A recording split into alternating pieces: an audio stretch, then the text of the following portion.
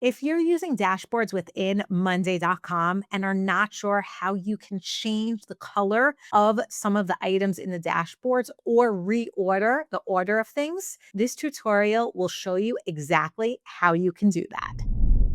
Hi, my name is Tara, and I'm a certified Monday.com partner and the founder of Simpleday.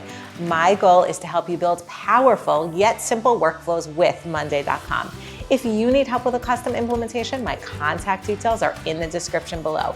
Let's jump into today's tutorial and make Monday the best part of your week. As you can see here, I'm in a dashboard for a Monday version of a P&L statement. By the way, if you're interested in our finance template, there is a link below where you can easily purchase these different templates that will make tracking all of your finance and budgeting within Monday super simple. Now, the problem is if you look at this dashboard is that all of these columns are the exact same color. And sometimes you want things to be different colors. So the question is, how do you change them?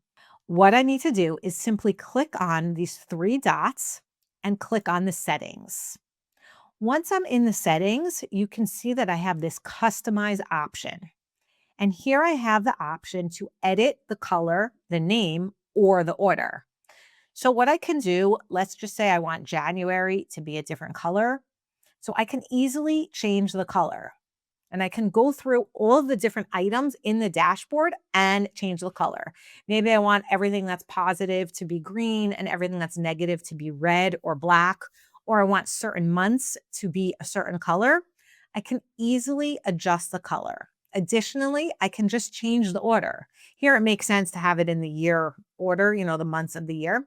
But let's just say I want it in a different order. I used to have to write numbers alphabetically, like A, B, C, D, in the name of the item, usually like if it was a group, and it was never worked out how I wanted to. But now I simply can drag the order and you can see that I can change the order of the columns in the dashboards. So these are two simple ways that you can easily customize your dashboards.